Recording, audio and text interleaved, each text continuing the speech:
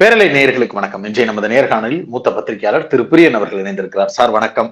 வணக்கம் சார். மாணிக் தாக்கூர் அவர்கள் இப்ப ஒரு ட்வீட் ஒண்ணு போட்டிருக்கிறாரு. அதுல ஆட்சி அதிகாரத்தில் பங்கு கேட்க வேண்டிய நேரம் வந்திருக்கு அப்படிங்கிற ஒரு தொனியில பேசுறாரு. காங்கிரஸ் திமுக கூட்டணிக்குள்ள ஒரு பெரிய முரண் இருக்கு அப்படிங்கிற மாதிரியான ஒரு பேச்சு பொருள் வந்துகிட்டே இருக்கு. அதுவும் குறிப்பா காங்கிரஸ் கூட்டணியை விட்டு போயிடுவாங்க அப்படிங்கிற அளவுக்கு எக்ஸ்ட்ரீமாவும் சில விஷயங்கள் பேசு பொருளாகி கொண்டே இருக்கிறது. சமீபத்துல பிரவீன் சக்கரவர்த்தி அவர்களுடைய உரையாடலா இருக்கட்டும், இன்னும் சில மூத்த காங்கிரஸ்ல இருக்கக்கூடிய ஒரு சில நபர்கள் பேசக்கூடிய வார்த்தைகளா இருக்கட்டும், இதெல்லாத்தையும் பொருத்தி பார்க்கும்போது அதை எப்படி புரிஞ்சுக்கிறது சார்? ஆட்சி அதிகாரம் அப்படிங்கிற இடத்தை நோக்கி கேள்வி எழுப்புவது அது ஒரு இந்தியா கூட்டணியில, அது ஒரு திமுக கூட்டணியில ஒரு பெரிய சங்கடத்தையும் நெருடலையும் உருவாக்கும் சொல்றாங்களே. இந்த கிரீஷ் சோடங்கர் கூட அது மாதிரி பேசினாரு. செல்வ பிறந்தீங்க அதை உறுதிப்படுத்தினாரு ஆட்சி அதிகாரத்துல பங்குன்றத. இந்த கிரீஷ் சோடங்கர் பேசும்போது என்ன சொல்றாரு, இப்ப நிருபர்கள்ட்ட பேசும்போது பவர்னா வேண்டாம்னு சொல்லுவாங்களா எந்த அரசியல் கட்சியும், பட் அதை பத்தி இப்ப முக்கியம் இல்லை, நாங்க பேச்சுவார்த்தையில பார்த்தப்போ சொல்லிட்டு போறாரு. ஆனால் மாணிக் தாக்கூர் சமீபத்துல ஒரு கருத்து கணிப்பை பேஸ் பண்ணி ஏதோ எல்லா கட்சிகளுக்கும் வாக்கு வங்கி ரொம்ப குறைவா இருக்கிற மாதிரியும், கூட்டணி இருந்தாலும் ஆட்சி அமைக்க முடியுன்ற மாதிரியான ஒரு கருத்து கணிப்பை பார்த்துட்டு அவர் இந்த நேரத்துல பவர் ஷேரிங்கை பத்தி கண்டிப்பா பேசி ஆனு சொல்றாரு. மாணிக் தாக்கூர் பேசுறது அல்லது வேற யாரோ ஒருத்தர் பேசுறது, காங்கிரஸ்ல பேசுறது, இல்ல கிரீஷ் சோடங்கர் யாரோ பேசுறது, அதிகாரத்துல பங்கு இல்ல அதிக இடங்கள் போன்ற விஷயங்கள் பேசுறது எல்லாமே திமுக நிச்சயமா அதை ரசிக்கல, யாருமே ரசிக்கல, அதை நேர்பட அதை எடுத்துக்கல. ஆக்சுவலா அதை ஒரு இதா இரிட்டேஷனா தான் பாக்குறாங்க, ஒரு இரிட்டேஷனா தான் அதை பாக்குறாங்க. ஆனால் அவர்கள் கூட்டணி தர்மத்தை அனுசரிச்சு பேசாம இருக்காங்க. அவங்க நம்மளால எந்த பிரச்சனையும் வரக்கூடாதுன்னு பேசாம இருக்காங்க. அவங்களுடைய ஒரே விஷயம் என்னவா இருக்குன்னா, மேலிடத்துக்கு அவங்க சொன்ன விஷயம் என்னன்னா, உங்களுடைய பிரச்சனை எதுவா இருந்தாலும் சரி, அதிகாரத்தில் பங்கு இல்லை எதா இருந்தாலும் சரி, நீங்க எங்களுடைய ஒரு பேசுறதுக்காக ஒரு குழு அமைச்சிருக்கீங்க, அந்த குழு எங்களோட என்ன வேணா பேசட்டும், நாங்க பதில் சொல்லிக்கிறோம், நீங்க எதுக்கு வெளியில பேசுறீங்க, உங்க ஆட்கள் எதுக்கு வெளியில பேசுறீங்கன்ற போது அவங்க மேலிடத்துல இருந்து அவங்க என்ன சொல்றாங்கன்னா, காங்கிரஸ்ல இந்த மாதிரி பேசுறதை தவிர்க்க முடியாது. ஒரு பக்கம் சசி தரூர் பேசிட்டே இருக்காரு, காங்கிரஸ் ஒர்க்கிங் கமிட்டியில கலந்துக்கிறாரு. ஒரு பக்கம் திக்விஜய் சிங் சொல்றாரு RSS மாதிரியே காங்கிரஸும் நடந்துக்கணும்னு சொல்றாரு, அவரும் காங்கிரஸ் தான் இருக்காரு. அதனால காங்கிரஸ் பொறுத்த மட்டும் பலவிதங்கள்ல பலவிதமான குரல்கள் வரும், அதெல்லாம் கவலைப்பட வேண்டியதில்லை. மேலிடம் திமுகவோட போறதுக்கு இந்த உறுதியா இருக்காங்க. ஏன்னா கடந்த 3 தேர்தலா நாங்க திமுகவோட போயிட்டு இருக்கோம். 18 MLAக்கள் 9 MPக்கள் இருக்காங்க. என்ன அடிப்படையில நாங்க விஜயை நம்பி அதிகாரத்துல பங்குன்றதை நம்பி நாங்க போக முடியும்?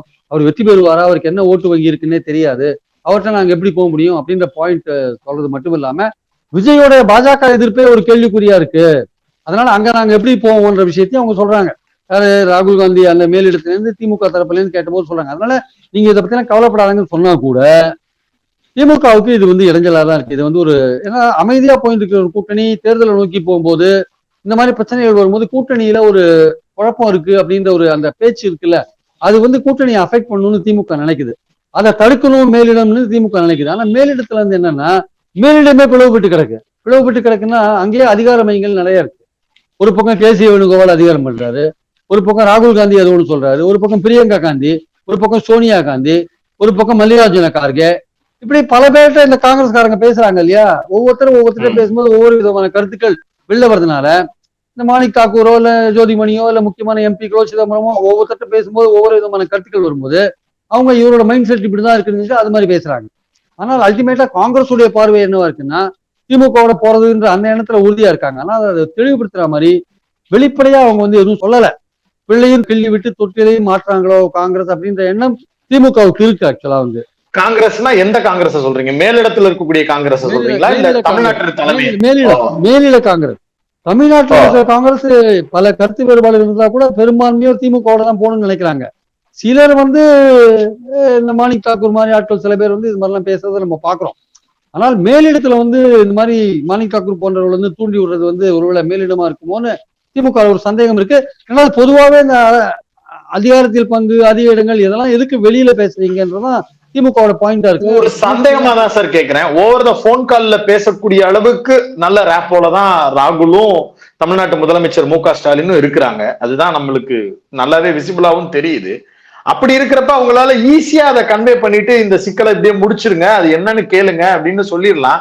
எங்க கிட்ட 5 பேர் கொண்ட குழு அனுப்புனதுக்கு பதிலா உங்ககிட்ட உங்க கட்சிக்குள்ள ஒரு 5 பேர் கொண்ட குழு அனுப்பிக்கிங்க அப்படின்னு கூட பேசிட முடியுமே. அந்த லெவலுக்கு இன்னும் அது போல ஆக்சுவலா. அதனாலதான் TR போல லெவல்ல அதை டீல் பண்றாங்க. கனிமொழி டிஆர் பாலு லெவல்லயே அதை டீல் பண்றாங்க. இன்னும் அந்த லெவலுக்கு போல, அது வந்து அந்த எக்ஸ்ட்ரீமுக்கு போல. கனிமொழி டிஆர் பாலு என்ன டீல் பண்றாங்க? லோக்கல்ல இருக்க காங்கிரஸ்காரங்க இந்த மாதிரிலாம் பேசிட்டு இருக்காங்க. பிரவீன் சக்கரவர்த்தி கனிமொழிக்கு எதிராக ட்வீட் எல்லாம் போட்டாருல்ல, தமிழ்நாட்டோட நிதி நிலைமையை பத்தி எல்லாம் வரும்பொழுது பிரவீன் சக்கரவர்த்தி வந்தது, விஜயை பார்த்தது, பிரவீன் சக்கரவர்த்தி கனிமொழிக்கு எதிராக ட்வீட் போட்டது, இந்த விஷயங்கள்லாம் இருக்குல்ல. அப்புறம் அதெல்லாம் தான் அவங்க கவனத்துக்கு கொண்டு போறாங்க. இதை நீங்க பெருசா எடுத்துக்காதீங்க, இதெல்லாம் ஒன்றும் கவலைப்பட வேண்டாம். தேர்தல் நெருக்கத்துல வந்து நம்ம பேச்சுவார்த்தையில பேசி முடிச்சுக்கலாம். திமுகவோட போறதை தவிர எங்களுக்கு வேற வழி கிடையாது அப்படின்ற மாதிரி, திமுகவோட தான் நாங்க உறுதியா போறோம்ன்ற மாதிரி தான் மேலிடத்துல சொல்றாங்க. ஆனால் அதே சமயம் திமுகலயும் ஒரு கவலை இருக்கு. மேலிடம் வந்து இந்த மாதிரி எல்லாம் பேசுறதுக்கு ஒட்டுமொத்தமா ஒரு ஒரு பிளாங்கெட் தடை போடாம அலோவ் பண்றதுன்றது வந்து ஒரு பிள்ளையும் கிள்ளி விட்டு தொட்டிலையும் மாற்ற ஒரு கதையா இருக்கான்னு ஒரு சந்தேகம் இருக்கு. அதனால வந்து இந்த விஷயங்கள் இன்னும் கொஞ்ச நாள் தெளிவாகும். அடுத்த இன்னும் ஒரு 10 நாள் இது தெளிவாகிறதுக்கான வாய்ப்புகள் இருக்கு. மேலிடம் வெளிப்படையா வந்து திமுகவோட தான் நம்ம போறோம்ன்ற விஷயத்த சொல்லக்கூடும் என்பது என்னுடைய கருத்து. அதுக்கென்று இப்போ ஸ்பெசிபிக்கா ஏதாவது ஒரு ஈவெண்டா எதிர்பார்க்கிறாங்களா? எப்படி அது? இல்ல அதாவது இப்போ இந்த தமிழ்நாட்டுல வந்து ஏதாவது இப்போ திமுக கூட்டணி கட்சிகளை கூப்பிட்டு ஏதாவது ஒரு கூட்டம் போடுறது, இந்த மாதிரி விஷயங்கள், அல்லது கூட்டணி பேச்சுவார்த்தைகள் ஆரம்பத்துல அந்த மாதிரி இது நடக்க ஆரம்பிக்கும் போது இது ஓரளவுக்கு தெளிவாகும் அப்படின்னு நினைக்கிறாங்க, திமுக நினைக்கிறாங்க.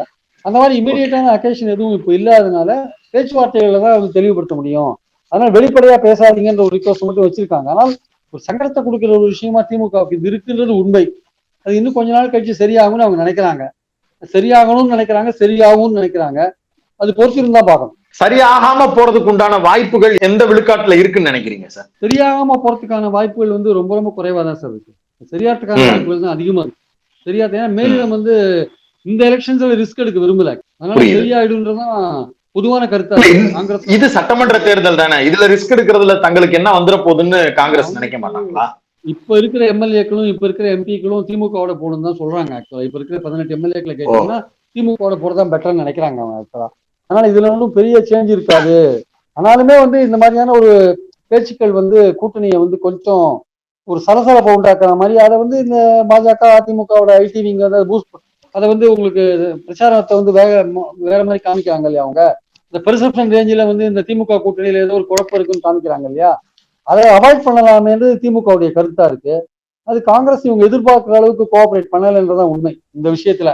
ஆனா வந்து கூட்டணியில உறுதியா இருக்காங்கன்னு மேலிடம் சொன்னா கூட இந்த விஷயத்த தடுக்க முடியாத லெவல்ல அவங்க இருக்காங்கன்றது அந்த அந்த விஷயத்துல ஒரு உறுத்தல் திமுகவுக்கு இருக்கதான் செய்தார். ஓகே, அதை எந்த அளவுக்கு முடிவுக்கு கொண்டு வர்றாங்க, அதனுடைய வேகம் எப்படி இருக்குன்றத பொறுத்து இருந்து பார்ப்போம் சார். இவ்வளவு நேரம் ஒதுக்கி பேரலையோடு இணைந்து பல்வேறு கருத்துக்களை பகிர்ந்து கொண்டதற்கு மிக்க நன்றி சார். Thank you sir.